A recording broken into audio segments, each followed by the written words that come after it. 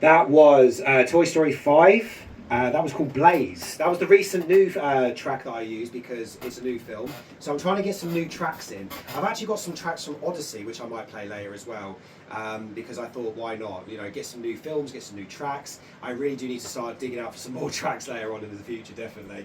Anyway, you're listening to Manigan's Movie Music, live on Love the Beat Radio with me, of course, Reese Manigan. Hope you guys are good. I hope you guys have had a good week. Hope you guys have survived the heat wave. Yesterday was ridiculous, man. Absolutely ridiculous heat. I don't know when this drought is going to end, but we need the rain to come soon, seriously. Although saying that, we did have an eclipse this week, which kind of made everyone a bit positive, although there's been a mixed response about that. Some people saw it, some people didn't see it. But yeah, let me know if you guys did happen to see it.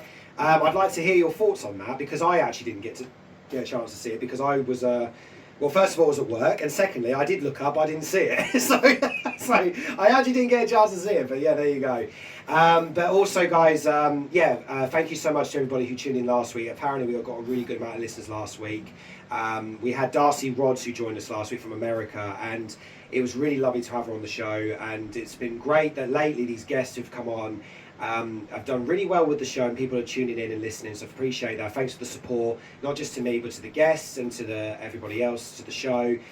Really do appreciate that, guys. And later on I'll be updating you on some more movie news later on about what's been coming out, the stories and the trailers and everything. Also, I really want to talk a little bit about Coyote versus Acme, because apparently there's been like some really interesting stories about that, and I really want to talk about the history of that film and that it's coming out and the reactions, because I've really been doing my research on that film and stuff like that, so I definitely want to talk about that on later on the show. But first, speaking of guests, well, I do have a special guest who's joined me today.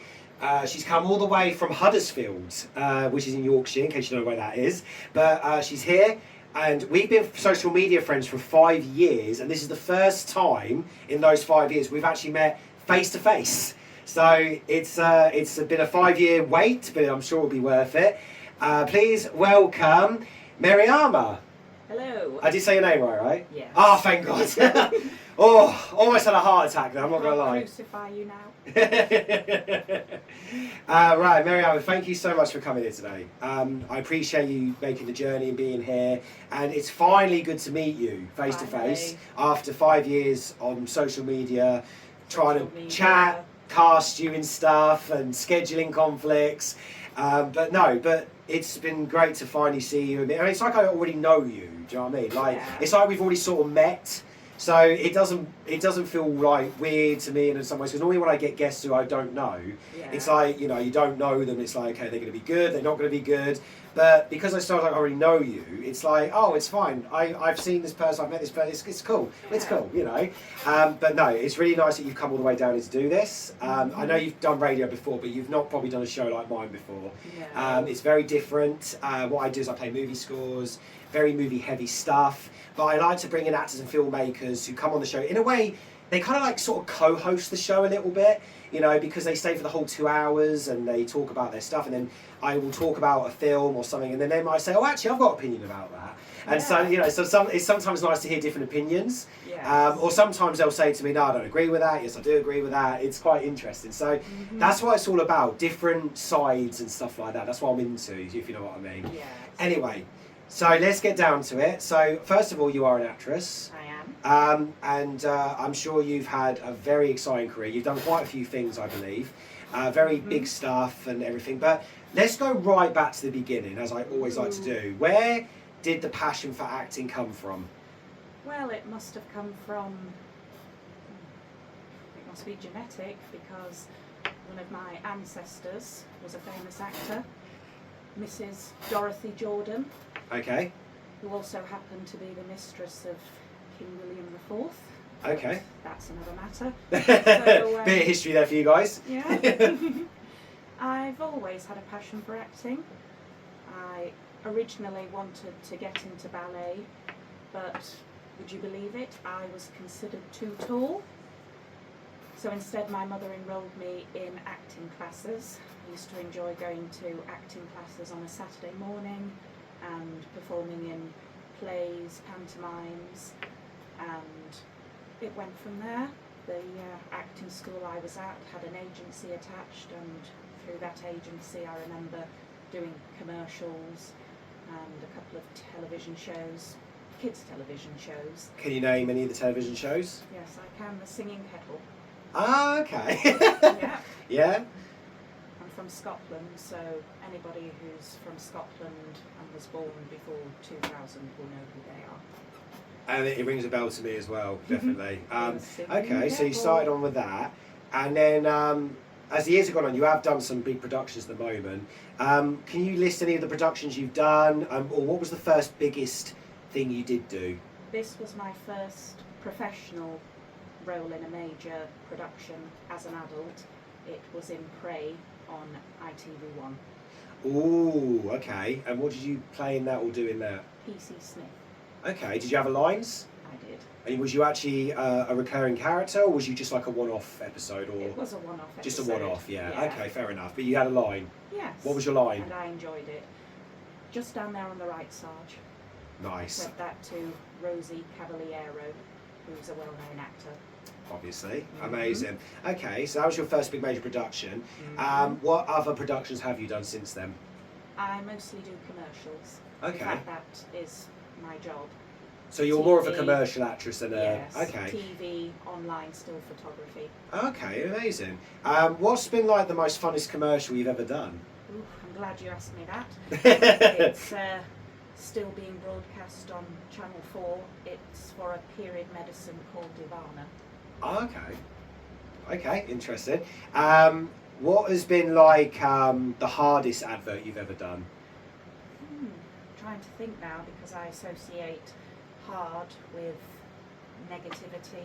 Or difficult? And- Yeah, the most. yes. Or tiresome. You know. Oh. None I can think of because I love my job. Yeah. Yeah. So not one advert's been like, oh, do you know what? I'll never do a Kit Kat advert again or anything like that. Absolutely not. Because I remember I did know someone who did a Marmite advert once, and they actually said it was one of the most hardest adverts they ever did. And all they had to do was spread a bit of Marmite on a bit of toast. It was apparently they said it was really, really difficult. Like the whole shoot was mad, and he said all I had to do was spread a bit of Marmite on a bit of toast. He said I hated it. He said so if they ever tell me to do a Marmite advert again, I'll never go near it. He says I'll never go near Marmite because of that as well. And I was laughing. I said I bet you don't even eat toast. He was like, no, I love my toast. I just don't like Marmite. No. He's like, it gives me nightmares now. I was like, all right, you know. So it's I think you either hate it or love it. literally. Like Marmite. Like No, but I remember that. It was one of my extra friends, and he was going to me, oh, you know, I did this Marmite advert, and he goes, oh, it was so hard. I said, what do you mean? He said, well, they wanted me to spread the Marmite on the toast, but we had to do like 50 takes of it, and the guy was like, actually, and all this. No, but he was like, but he was saying the director was so picky how every little thing was so bad. He's like, it wasn't like filming an advert, it was like filming a movie. And it was like, if he did one thing wrong, it was, oh, we have to start all over again. And it was like, he said it was ridiculous. He said, all I was doing was spread a bit of Marmite on toast.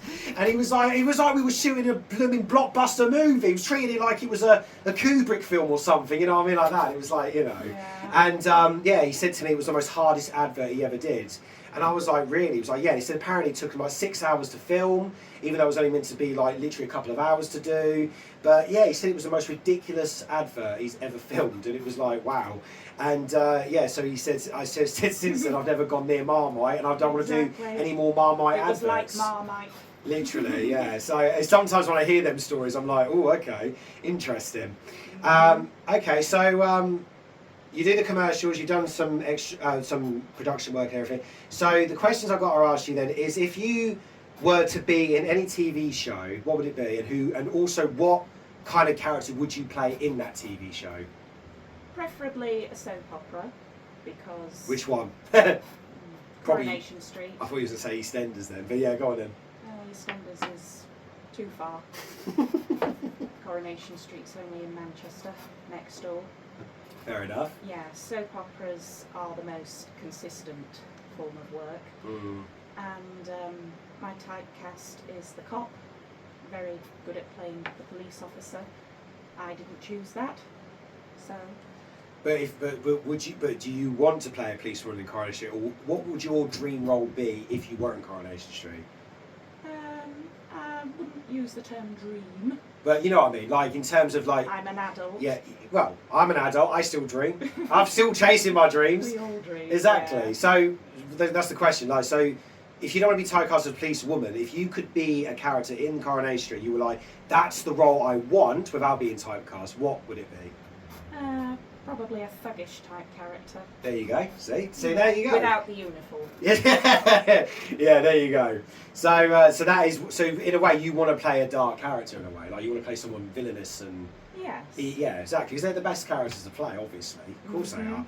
The villains are always the best. Okay, so that's the TV role show idea there. So, what about movie? About movie. Yeah. So, if you could be in a film. And you want a role in a film, obviously not typecast, your vision role, what would it be? Psychological thriller. Mm-hmm. Yes. So I'm guessing you want to play the serial killer. Yes. How can I guess? Everyone loves to play the serial killer. That's the idea. Brilliant. Okay. So what's your favourite film genre? Thriller.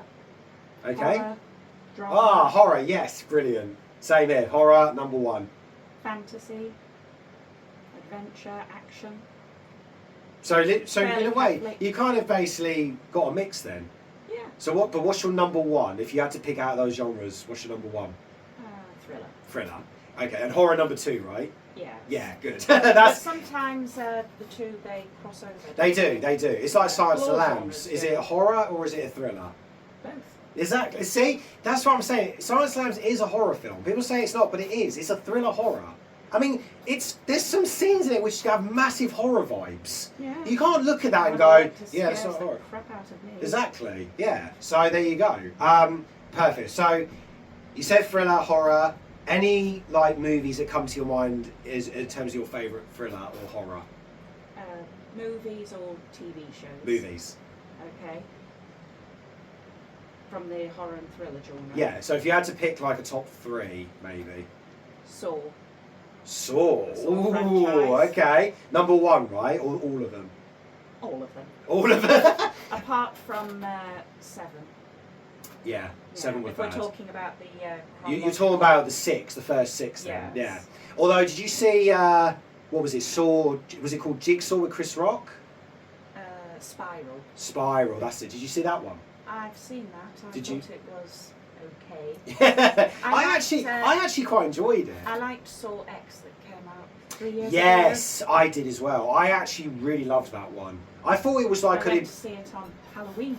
I actually went to see it near Halloween, but I saw it on the big screen, so I was quite happy with that. I did. Yeah, good film, good film. It was like a bit of an improvement to some of the sequels in a way. Like, Yeah, I think that's what they were trying to do, Yeah. because they tried introducing because is it? a prequel fan. Well, a prequel, Yeah, prequel. series. So, 'cause with it's Jigsaw, set but I between don't 1 and think 2, that- isn't it? Yeah. I Yeah. don't think that No, was it well didn't work out in received. the world, did it? No. Yeah. I'm gutted because I actually enjoyed Saw 10. I actually thought Saw 10 was pretty decent. Yeah. Not for me. I liked it. I think it was an improvement. Okay. Yeah, that's my opinion. That's my opinion. Yeah. You Are know, we talking? Are you talking? Saw you X. Saw X is Saw 10. Yeah. That's I what I said, like it's that good. one. I thought you meant Jigsaw. No, not Jigsaw. No, I hated But that one. Yeah. Spiral was fun because it was quite a different take, and it was quite fun to see Chris Rock take that genre Yeah, into a spin. Max Minghella. Yeah, I liked what he done, and plus it was good to have Samuel Jackson in there. You know, because it's Samuel Jackson. You can't diss Samuel Jackson. It's Samuel Exactly. Jackson, and he can play the Samuel Jackson type character, and he can say the MF word as much as he wants. But at the end of the day, Yeah, it's you can Samuel play, Jackson. You can play a robot with no personality. As Exactly. Star Wars. Yeah. Mace Windu. Exactly. Yeah. But I liked it. I thought it was quite a different take on it. That's what I quite liked about it. It was something fresh in a way, and that's what I like. Strange but familiar. It was also a bit of an experiment film, and that's what was Yeah, kind I of could tell interesting. that. Yeah. In a way, I would have loved to have seen how they could have done more with that. But if it was like a TV series, that would have been good. But yeah, Saw 10, loved it. Okay, so Saw franchise, number one. Do you have a number two? What comes first? American Psycho. Oh, that's a good one. That's a good one. Christian Bale. Christian Bale. Yeah. That's a really good film. Very bizarre film as well, but really good. It's almost like a black comedy, isn't It is, yeah. I don't know whether to laugh at it or be shocked by it. You know, but no, really good film, really good film. But it's so funny. There's some really good scenes in it. But one of my favourite scenes in that movie is the scenes with the cards, with the fonts and everything like that. Like, I don't know why, but that scene for some reason always is every time I think of American Psycho, I think of that scene. I don't know what it's always. I know there's other scenes that he does and everything. I'm not going to spoil if you haven't seen American Psycho, but there's just one scene with the cards. For some reason, that's my favourite scene out of the entire movie. That's what stuck in your mind. Yeah, I don't know what it was, but there's something about that scene that I just really love, where he's like analysing the cards and the fonts and, oh my god, like the watermark on it and all that sort of thing, and the shadow looks. I don't know what it is, but I love the analysing of the cards in that scene.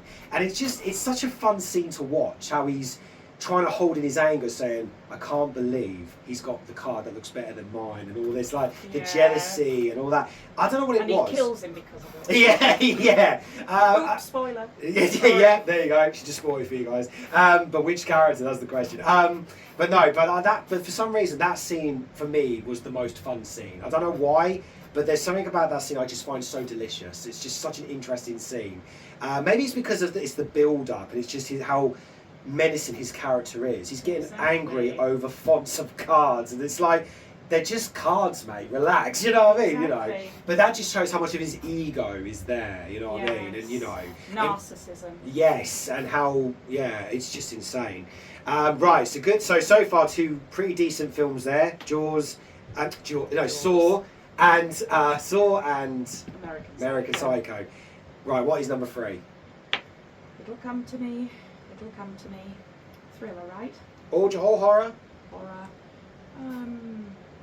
Whatever pops in your head and says, yeah, that's the best one. Does it have to be a film, or can it be a TV series? If you got a TV series, feel free. The Serpent. Ah, yes. Really good. M. Night Shyamalan, right? No. It's a true story, or based on. Oh, sorry. I was thinking of The Servant. Sorry. The Serpent. Yeah, Serpent. No, sorry. I mixed the two. No, Serpent, yes. But The Servant was an M. Night Shyamalan TV series that I do. About the nanny. What's it called?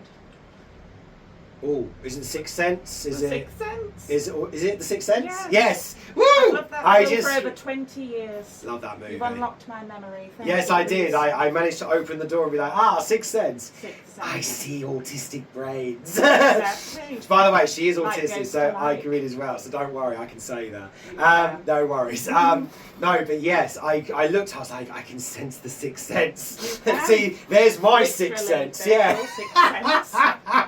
There you go. Woo. All right. Yeah, we all know about the Sixth Sense. I mean, obviously, I don't want to spoil it for people who haven't seen it, but the Sixth Sense is amazing. I remember when I first watched it. I was a bit late in the game. I must have been about 20 when I first watched that film, so I was a little bit late, but that's because I never got my chance to see it. It was never on TV, I never had the DVD, never bumped into it. Then one night I was home alone, and I actually found it was on one night, I think it was on Channel 4 or something, and I was like, finally, the Sixth Sense is on, I've got to watch this, and I put it on. Yeah, I watched it at night, silly me. It scared the living daylights out of me. The one bit that terrified me the most was the bit where the kid's in the tent, and that ghost kid lurks around. That bit.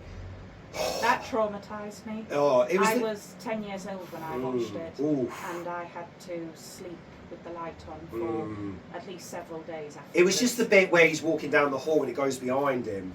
And it's just like, no. Thinking of it now, it's giving me chills. It really, honestly. And it's 30+ degrees outside. See, even the heat's not getting rid of the goosebumps. But no, that is a terrific film. So no, you've got a really fantastic film taste. These are good movies. I mean, all the Saws, I will admit, I'm not a fan of. I do like the first, second. I like some more than others. Yeah, exactly. But the first movie, I mean, without a doubt, is a horror classic, and it's brilliant.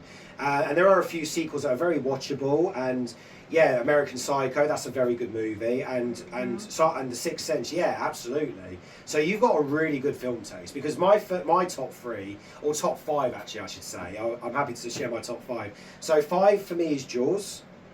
4 is Thoroughbreds. I don't know if you've seen that movie. It's a really good film. It's Anna Taylor-Joy and Olivia Cook. So it's a recent film. No, it's 2016, but this was sort of before they were rising up. Yeah. This is back. So Anna Taylor-Joy had just done The Witch, Oh, I've seen and she was that. about to star in Split. So this was in between. Yeah. And Olivia Cooke was only known for Bates Motel.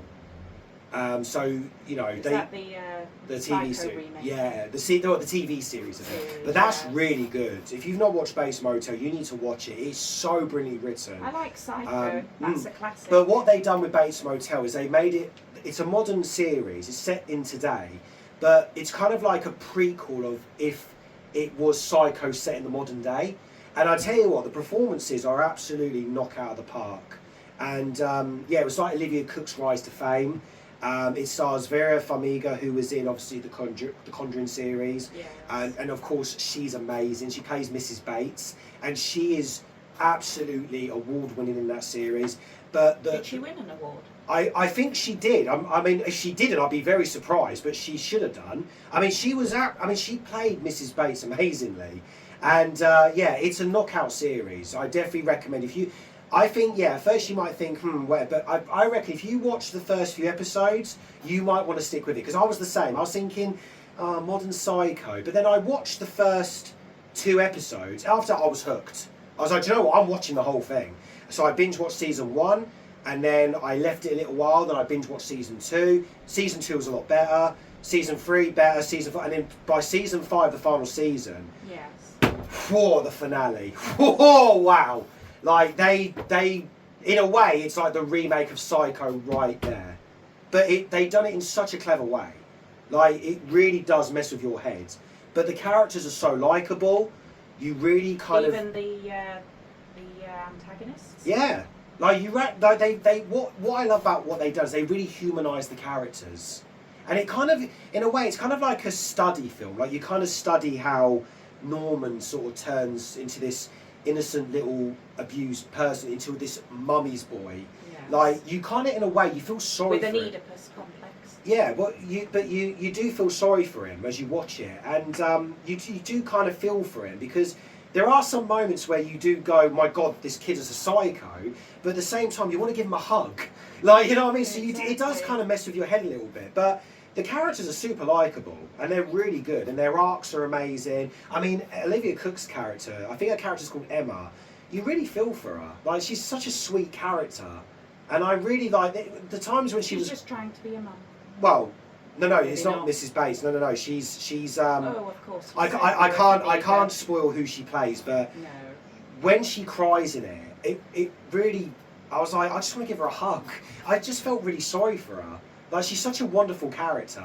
And I was like, who is this actress? And so since then I've followed Olivia Cooke's career, and she's done amazing work. But Thoroughbreds, that's one of them. That's a really good movie. So, and plus Anna Taylor-Joy and Olivia Cooke, they're both amazing together. Their chemistry is out of the... They need to do another film together. They just work so well together. Maybe Anya Taylor-Joy could play a Targaryen in House of the Dragon. Who knows? She has the hair. It also, House of Dragon can afford her, you know, because she's done really well with her career as well. So there you go. Anyway, so Jaws, Thoroughbreds. Number 3 is Silence of the Lambs. Mm-hmm. Number 2 is A Clockwork Orange. And number 1 is The Shining. Shining. That's also by Kubrick. Kubrick. Yeah, so 2 Kubrick films, but top 2. it's based on the Stephen King novel. It is, but Kubrick had his own taste of that, and he really made something very unique with that novel. If you've read the book, then you'll see the differences. I don't know if you have read the book. No, Yeah, not so Shining. so if you read the book and then watch the movie, Kubrick done like a unique twist on it. He didn't want to follow the book Okay, so stuff. it's not a 100%. Oh no, adaptation. but Kubrick had a way of taking that material and making it his own. Yeah, Stephen King wasn't happy with the result, but at the same time, you have to give it to Kubrick for taking that material and giving out a certain message, which I can't say because it's a morning show, but when you understand the themes of it, you'll go, oh, okay. So it is cleverly done, you know, and Kubrick, of course, was a complete genius. I mean, you know, every movie he made. Yeah, God, Space Odyssey. That's a masterpiece. There's not a film like it today. And it's a shame it lost to Oliver at the Oscars in But it won special effects. 69 was it? 69, yeah. Yeah. But he won special effects. Yeah. And that was his That's only something. Oscar. And I've seen his Oscar. I went to the Kubrick exhibition. I've seen that Oscar. Where's that? Oh, it was back in 2019. Oh, okay. It was in London. It was I in was the. thinking it was in America. Well, I know they did do it in America, but then they toured it, Oh. and they came to London in 2019, and oh, it was amazing. You got to see his Oscar, the clapperboards, the pictures, his props. It was amazing. It was the best exhibition I've ever been to. Awesome. No exhibition's beating it. I'm not going to lie. I went to Tim Burton's. It was all right, but Kubrick's was better. Tim Burton's I was a bit disappointed with. They kind of shoved everything in a corner. Like they had all this stuff, and then there was Nightmare Before Christmas and all that, but everything else was kind of like shoved in a corner. And I was like, oh, okay, is that it? Like that was it? And it was like, Kubrick's was a lot better than this. Like Kubrick's, you had whole sections, Oh. and it was like a maze. So you had Shining, Full Metal Jacket, 2001. Like it was beautiful. Yes. But Tim Burton's gallery, office, yeah, stuff. And the exit's that way.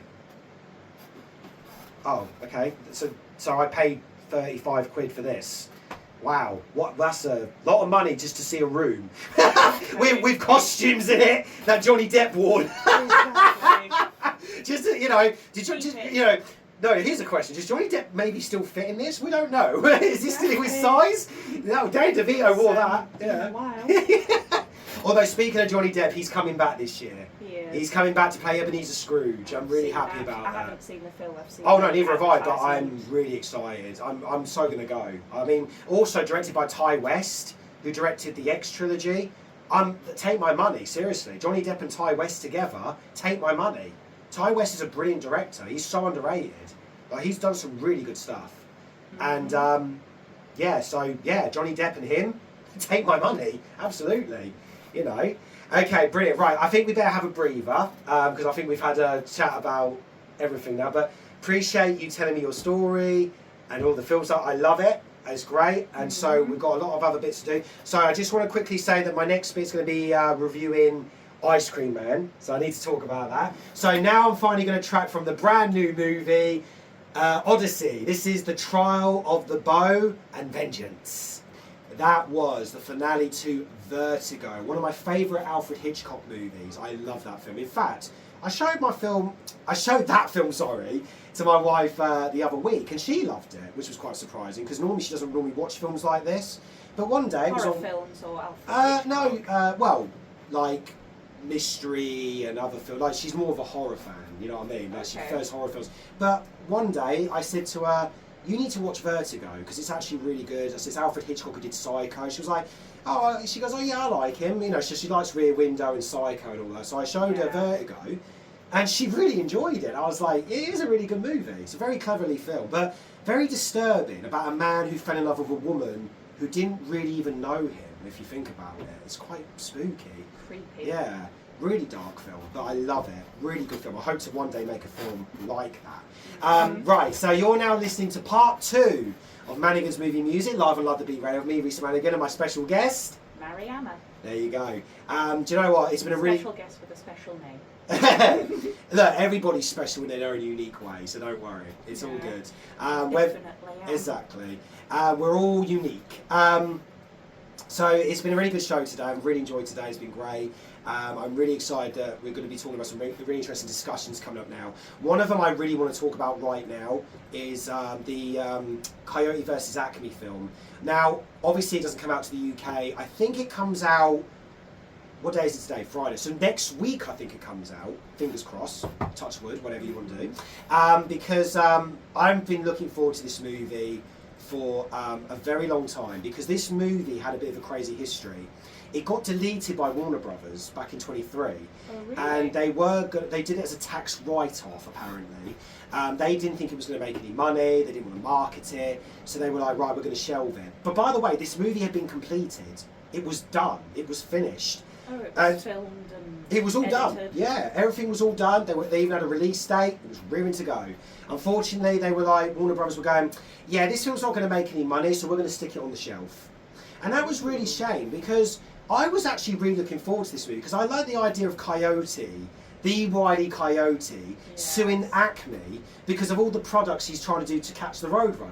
And it's like, do you know what? I'm sick of this now. I've had enough of this. It's been going on since what, the 1940s? I am now going to try and sue Acme to get my products to catch the Roadrunner. Yeah. And it's got a great cast. It's got Will Forte, who plays the lawyer who's trying to support Wiley, and it's got, of course, John Cena, who plays the villain of the movie. I mean, of course he would, because John Cena does look like a Looney Tunes villain, to be fair. I mean, who else but John Cena? I mean, to be honest, I like John Cena. Like, even though people say he's a bit hit and miss, I think he's actually a really good actor. Like, he has done some really decent films. Yes, there are some films he's done which are extremely bad, and some of his acting is extremely bad. But did he stick to wrestling? But when he can do a good film, he can do a good film. I'm going to say that. There are some performances he has done which I've gone, do you know what? He's good in that. Like, he was really good in like the Suicide Squad. Well, Dwayne Johnson kind of plays himself. I'm sorry. In The Mummy 2. The only Mummy actor. Oh, that's CGI. The only actor I think who's done really well as a wrestler versus actor is, what's his name, Dave Buscemi or something like that. You know, he's in Guardians of the Galaxy. I know who you're talking about. Bautista. That's it. He knows how to be a good actor. He has done really many good films. Mm-hmm. He's played very different types of characters. So he's versatile. He's not always playing a thug, the dumb character, the evil villain. He plays a mix of good characters. Do you know what? I loved him in Knock at the Cabin. He played a very sensitive character there. Mm-hmm. And I remember watching him in that film, and I was like, he wasn't what I expected. I thought he was going to play the rough, you got to do as we say, threaten people and get whatever. He wasn't. He was actually very quiet, very sensitive. In fact, you kind of felt for his character a little bit. You kind of think, is he telling the truth? It's really hard, it's really, because you didn't know whether he was telling the truth or he was being this manipulator, because that's what I liked about Knock at the Cabin, because you don't know if they were trying to manipulate these two gay men into killing themselves, or if it was, no, you don't. Now that sounds like something I could watch. Have you never seen it? I haven't. It's a really, it's my M. Night Shyamalan, and I need to watch more films. The thing with me being autistic is that I usually watch the same things over and over again. But I'm trying to be fair, I do as well. Do you know how many times I've watched the TV series Fargo? My wife has told. I feel like a Philistine. My wife sometimes says to me, "You need to take a break. Stop watching it. You watched it last week." I'm like, "Yes, but I love it." She went, "Yes, but you watched this episode last week." I'm like, "I don't care. I love the episode. I love how it's written. It inspires me. Leave me alone." and then to be fair, she watches the same episodes of Wild Thornberrys. I'm like, "You watch this?" She went, "Yes, I know, but I love it." Yes, but you watched it last week. I don't care. I love that Wild Thornberrys. Leave me alone. So we both have the same. We both have the same sort of thing. But yeah, I do expand. Like, I do like to go off, and that's what I'm saying about the Kai versus Acme film. I'm starting to do that now. Well, this is what I wanted to say to people. Mm-hmm. We need to go and support this movie, because I've heard so far nothing but really good good reviews about it. People have said it's emotional, it's funny, and apparently the best hybrid animation live action film since Who Framed Roger Rabbit. Apparently, they've compared it to Who Framed Roger Rabbit, because they've said, yes, kids will love the movie, but there's also some very mature adult themes in it. Like, this isn't just, the coyote chasing the Roadrunner, he sues Acme, and he tries to win. Nothing like that. Apparently, this has got a lot of layers to it, and adults can go into it and feel like, wow, this is actually quite a relatable movie. Yeah, it's for all ages. Yeah, and apparently there's some very interesting cameos and surprises, which I'm really excited about. Not just, of course, the Looney Tunes cameos. I know we do know Daffy Duck and Bugs Bunny make an appearance, obviously. Lola Bunny. Well, actually, we don't know. Maybe, because I didn't see her in the trailer, so it's a possibility. But saying that though, when they say surprises, I'm thinking, I wonder if there's like celebrity cameos and guest appearances and stuff like that, because apparently they've compared this movie as well to Naked Gun and Airplane and stuff like that, so that gets me even more excited, because I love Naked Gun. I love the Naked Gun movies. I also love the recent Liam Neeson one, which was very good. Liam Neeson really... Oh, I remember that being advertised. Yeah, do you know what? Liam Neeson nailed that role. He was so... people think Liam Neeson in a comedy... guys, I'm not joking. The guy is hilarious because what makes him really funny is he's just so dry. Like, he says things so seriously, but they come out in such a stupid way. Like, there's one line in the film, which it's such a stupid dad joke, but it got me giggling. Because there's a bit where they go, this case seems really foul. He goes, no, I don't think the chicken's involved. Is that, do you think that's on the writer's part or the actor's? I don't know, but whoever done it is genius. And Liam Neeson is such a good executor. He's like, apparently... I certainly don't associate Liam Neeson's acting with comedy. But he is good. He is. I mean, people won't think he nailed it, but honestly, he did. And also, don't forget, guys, he did that sketch in Life's Too Short with Ricky Gervais and Stephen Merchant, where Ricky says, because Liam Neeson comes in and he asks, he wants to be a comedy actor. And then so they're like, Liam Neeson wants to be a comedy actor. He's like, yes, I can do it. And then he does this scenario, which, guys, you have to watch, because I can't say what it is, but you need to watch it online. It is literally 5 minutes of hilarious comedy gold. And Liam Neeson is just so funny. And also the outtakes. If you watch the outtakes of that sketch as well, it's just so funny to see Liam Neeson laugh and try and be serious. And you got Ricky and Steve holding in their laugh. And it's ridiculous. So he managed to pull it off. Oh, he did. But he said it was so hard to get through. I don't know how they got through it, because even Liam said he was laughing before filming it because he was reading the script and he could not stop laughing because he knew what this was, and he was like, oh, how am I going to do this? How am I going to do this? You know? His Irish accent. Yeah. Apparently, what he said was, when he was doing the Naked Gun film, he went on a radio show and they said, how did you manage to not laugh and hold it? He went, I just think of my dead mother. And then in the end they started laughing, but he was joking, you know what I mean? And they were like, Lee, I'm so sorry for laughing, but it's because it's his dry sense of humour again. That's what I'm saying. Exactly. And he pulled it off in the Naked Gun film. It was just brilliant. It's just like, you're going to get done for man's laughter. Must have been quite a joke. Don't you mean manslaughter? Let's just cut to the chase. That's a good one. Yeah. Oh, honestly, it's just bonkers. And you know who produced the new Naked Gun movie was Seth MacFarlane himself. And Seth MacFarlane, being an 80s huge fan of the Naked Gun films, he got what that was, you know. In fact, so he decided to put his own spin on it. Well, yeah, but if you watch Family Guy, they reference Airplane and Naked Gun so many times. Family Guy's kind of like an animated version of Naked Gun, if you think about it. I mean, some of the stuff that's in Naked Gun, like with the animals in the background and the bomb explosions and people dying and he's just walking past them. Family Guy do that all the time. Exactly. I mean, it's like there's a joke in it where, I mean, God, there's loads of jokes, but there's one joke like a Naked Gun sort of reference where Peter's talking to Brian about Alfonso being in Silver Spoons. And Alfonso's one of the moving men. He says, Alfonso, was you in Silver Spoons? So, yeah, yes I was. Oh, there you go. It's just such a Naked Gun moment. Alfonso's there as a moving man. It's just, oh, excuse me, Alfonso, was you in Silver Spoons? Yeah, I was. Oh, there you go. It's just things like that. They just, like, it's just, I love it. Yeah, that's my sort of humour. I haven't even seen it. So, exactly. And that is my sort of humour. And I do a lot of that if you watch my series of Archie and Jim, there's a lot of like Naked Gun references in that as well. Like with Archie and Jim, like there's loads of silly moments and loads of like things you look and you're like, I mean, Archie and Jim wasn't just inspired by Naked Gun, there was also Bottom by Rick Mower and Emerson, the slapstick and the great British humour. You know, but Archie and Jim, the only difference is... So it's borrowed from several sources. It's definitely borrowed from many sources. So imagine Naked Gun, Young Ones, Bottom, Only Fools and Horses, a bit of, you know, slapstick cartoon comedy. Imagine all that in Archie and Jim. So now you know what my humour is like.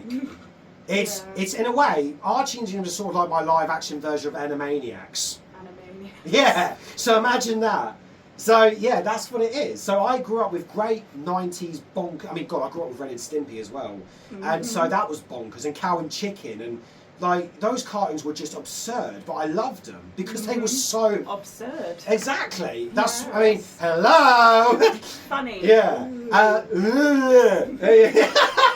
Funny. So saying that, so with Wile E. Coyote versus Acme, that's the question.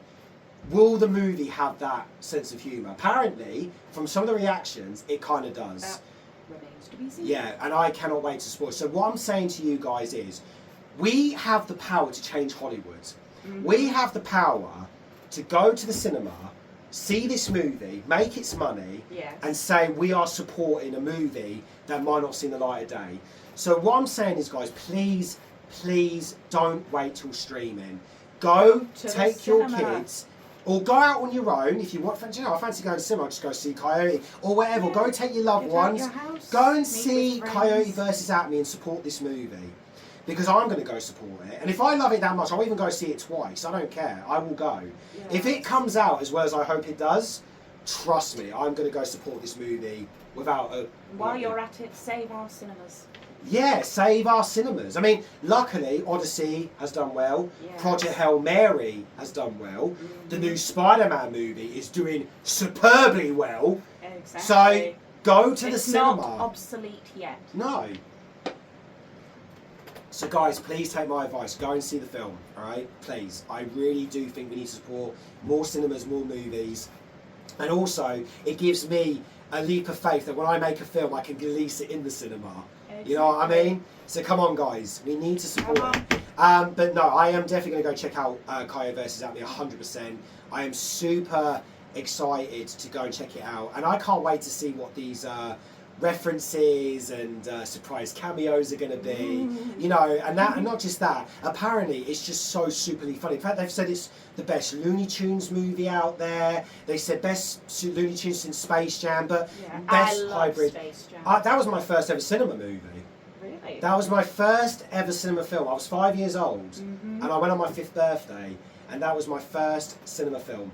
So, by the way, it took me years to figure out that it was Danny DeVito's voice as the villain.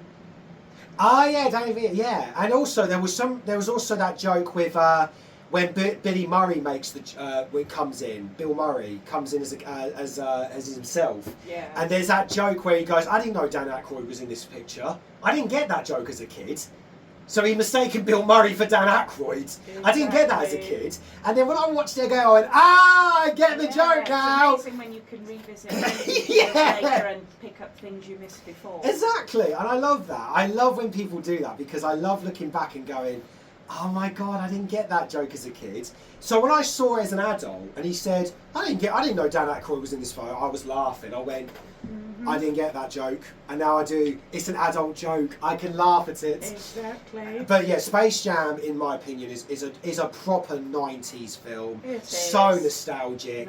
And I loved it. Not dated. No, nostalgic. And to be honest, I thought the sequel was fun. Not as good as the first film. I haven't watched the sequel. I mean, look, okay. Have I missed anything? Compared to the first film, it's nothing like it, but at the end of the day, I'm going to say this. It was fun. Yeah. The animation was really beautifully improved by the 2D. Like, when you look at the characters... the animation looks better. Oh, the animation is gorgeous. Yeah. Like, it's shiny, it's updated, it's beautiful. Like, I even said to my friend who I went to see it with, I said, you know what? If that was a full 2D film, that would look gorgeous. They need to bring 2D animation back because it looked... amazing. I actually said they need to bring it back because the characters looked amazingly updated. Did they? They really did.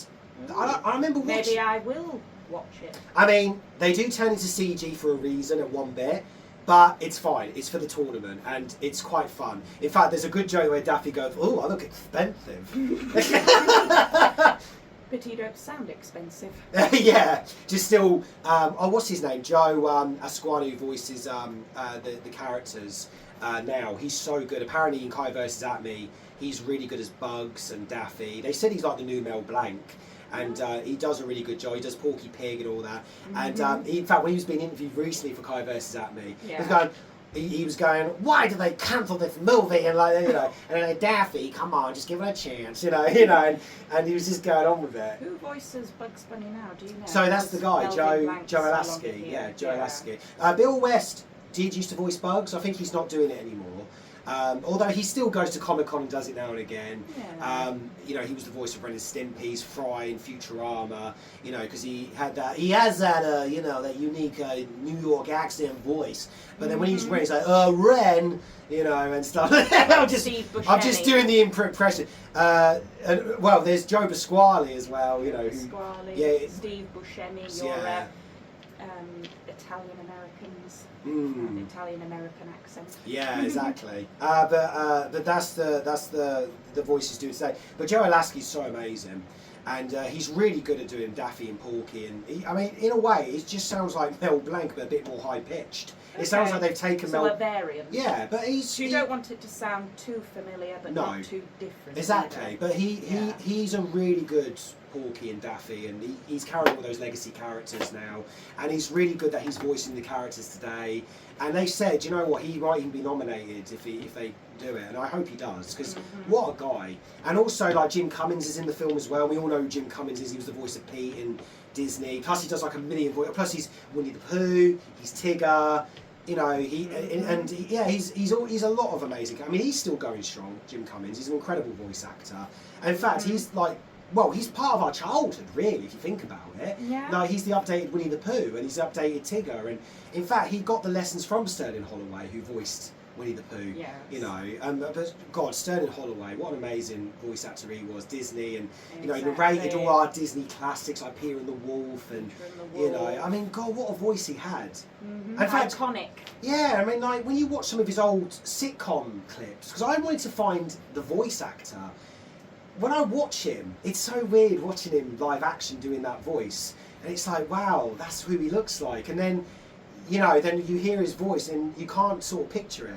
Like when you just watch him live action, you're just hearing Winnie the Pooh talking live action. Exactly. You know, it's incredible stuff though. The voice acting is amazing. Like I'm trying to get into it. Yeah. Because I was just thinking right now, seeing you on the mic, you should definitely. I'm definitely trying to aim towards there.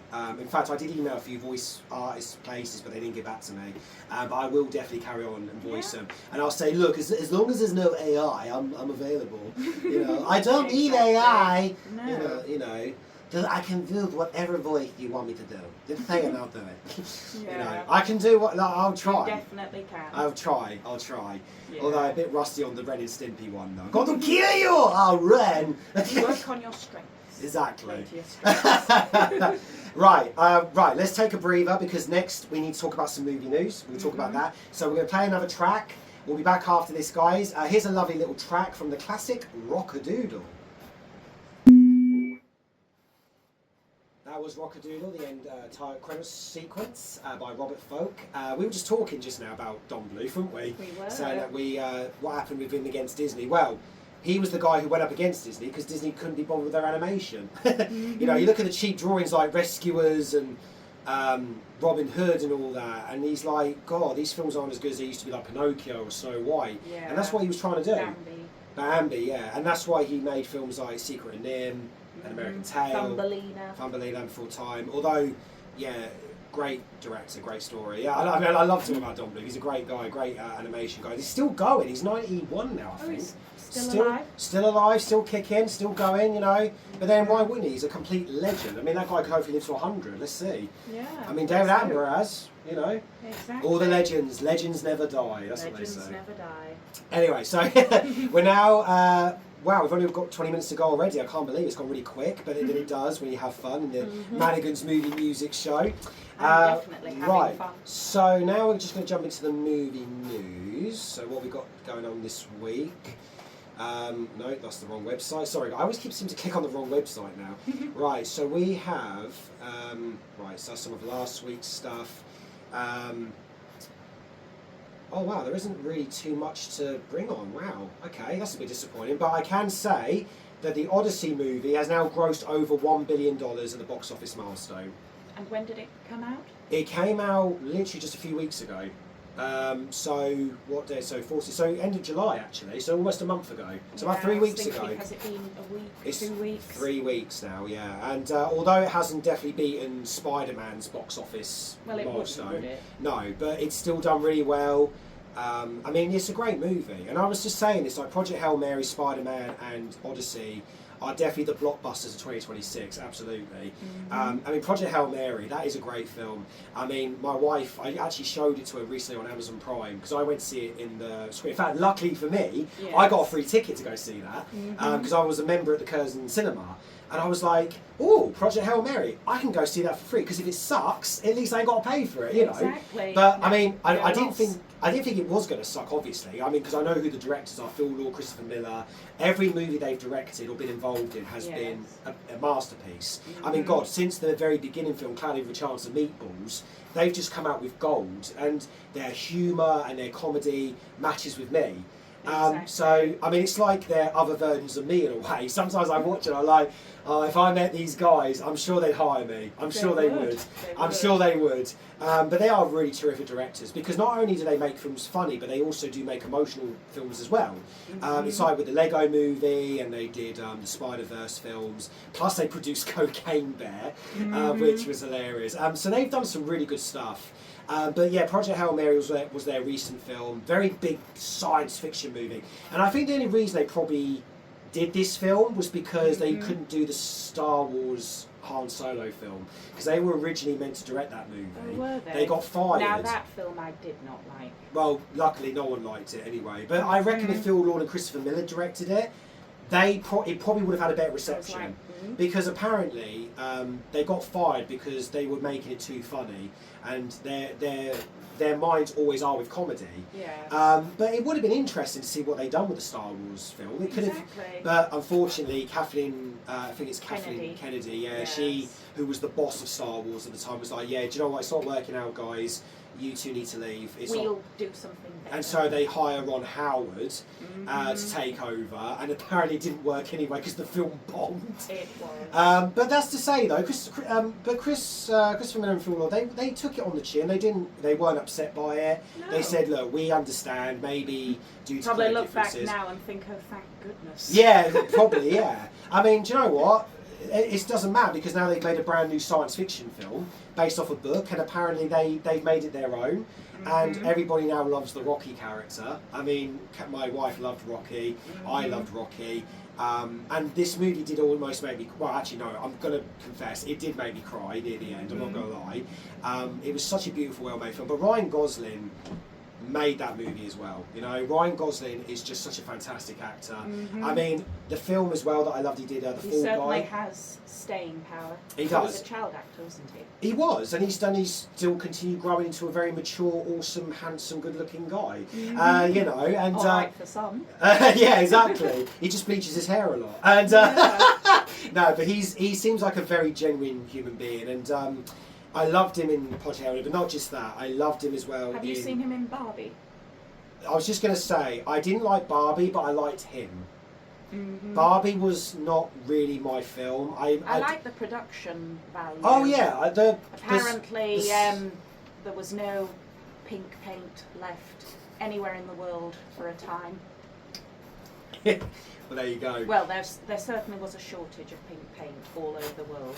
Well, because it was all budgeted on Barbie. Exactly. But no, unfortunately, I wasn't a fan of the Barbie film. I didn't like it because I didn't like how it was executed. I felt like I was watching a film of monologues and life lessons rather than watching a movie. And it was just felt like, I don't know where the movie was heading. One minute it was about this, it was about that. I didn't even know really what I was watching. But as I said, Ryan Gosling was the best thing about the film, and I will admit I did love the I Am Just Ken song. I did love them. That was my favourite part. But no, I just wasn't a fan of the movie. I mean, don't get me wrong, everyone was good in it, the performances, whatever, but I don't know what it is I was watching, and also the tone was a bit all over the place. 1 minute, the minute I was watching a kids' film, it was for teenagers, and there was adult jokes, then it was like an adult drama, then it was a romance, then it was a drama, then it was a comedy, then it was for kids. Flick. Yeah, then it was for adults. I don't know what it was I was watching. I really don't know. So to me, Barbie was like a fever dream where I didn't get what was going on. It's like it was trying to slap me across the face, going, "This is what you're watching," but I have no idea what I was watching. No. So sorry, guys, not a fan of Barbie. But then I actually met some people who didn't like the Barbie film because someone actually said, "You know what? I didn't like the writing," and I said, "Fair enough." But no, Ryan Gosling was the best thing about that film. In fact, if it wasn't for Ryan Gosling, I probably would have hated the whole movie.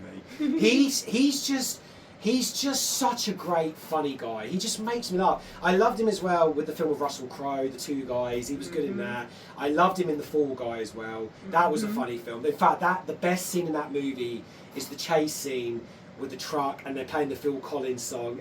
Just Take a Look at Me Now. That scene was just gold. I love that movie. It was so fun. It was different. Great epic moment. Yeah, everything about that movie was just a lot of fun. And yeah, and just because of Ryan Gosling, you know, and he just makes a movie, you know. He makes movies. He does. And do you know what? It would be a big, massive bucket list thing to work with him. Yeah. It really would. I would love to work with him, 100%. I'm sure he'd be really fun. And he seems like a very genuine guy, you know. Not very horrible to work with, must be really fun. Obviously takes things on the chin. Great sport as well, you know. I would just love to work with him. He's one of my dream castings for a film. And I reckon if I worked with him, it would just be such a laugh. Yeah, it probably would. It probably would be. If you could be in a film, who would be your dream cast? Like lead actor or actress or, you know...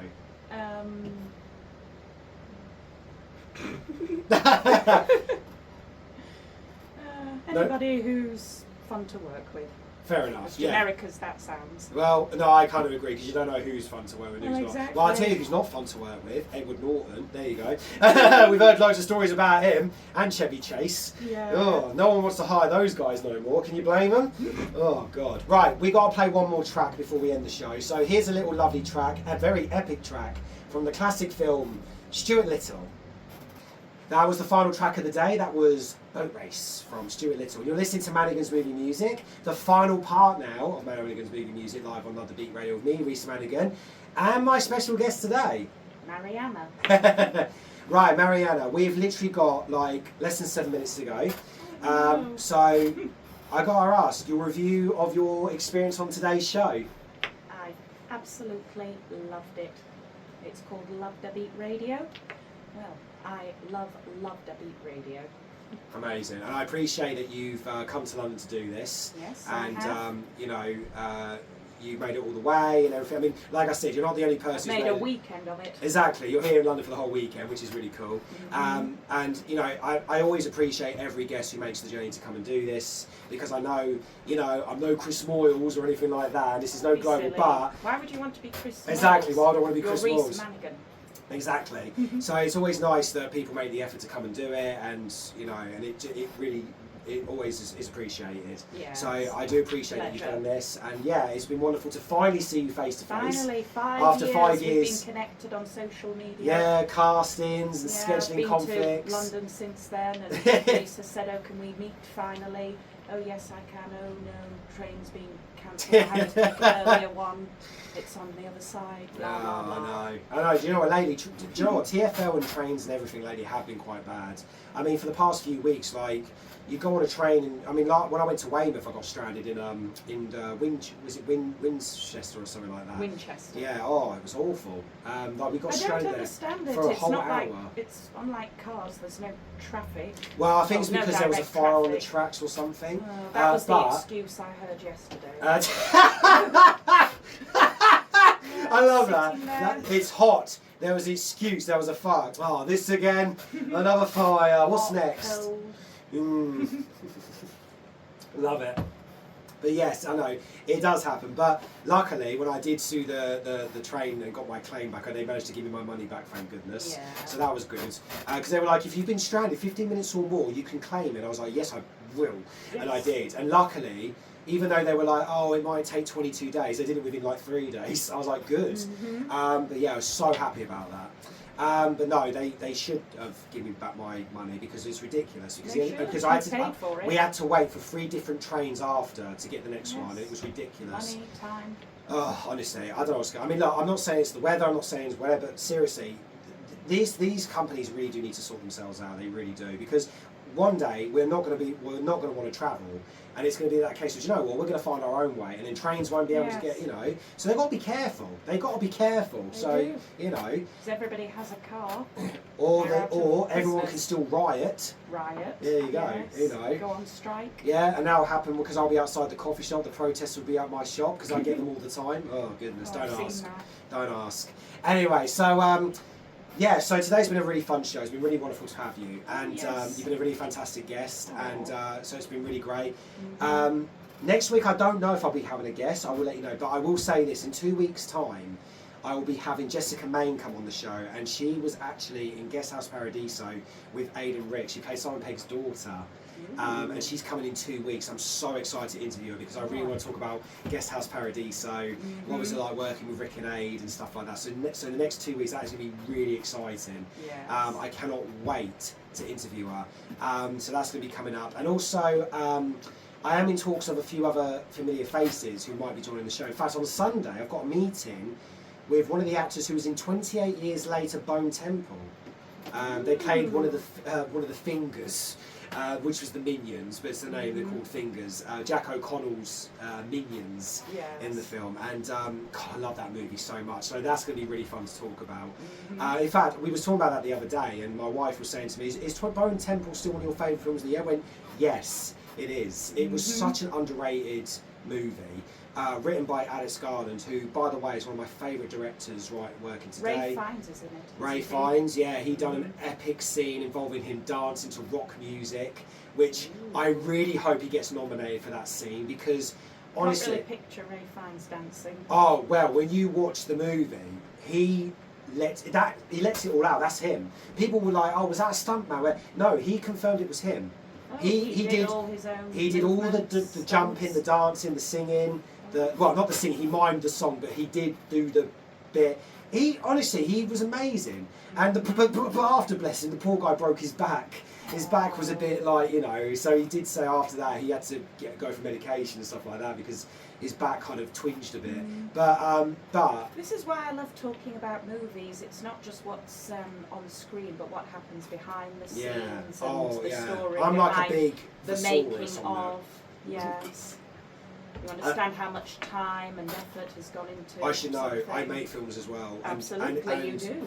Even though there's no budget on them, it still takes a lot of time. Trust me. especially when you're trying to find the right actors who aren't offended by nothing. It's ridiculous. Exactly. Oh goodness. But luckily, I've met like the best people. And luckily, I know the films that are coming out are going to get made, and I'm really excited about that. And hopefully, me and you will be working on something together. We will. 100%. No need to hope. Well, then there's no hope. There you go. Exactly. No hope, but it'll happen. Right, we've now got a minute left. So, again, thank you so much for being here. Appreciate the journey. Really wonderful to have you here. Yes. Hopefully, you can come again back in the future. Oh, definitely. Do another show. Who knows? Let's do another one, a follow-up. Yeah, exactly. Because I do. Part 2. The sequel. The sequel. So yeah, you're definitely more than welcome to come back 100%. Thank you, Reece. Absolutely, anytime. And also to you listeners, as always, the most important people out there, thank you so much as always to whoever's tuned in. Thank you so much to everybody who does support the show as always. Please come back again next week. I'll be back with a brand new show.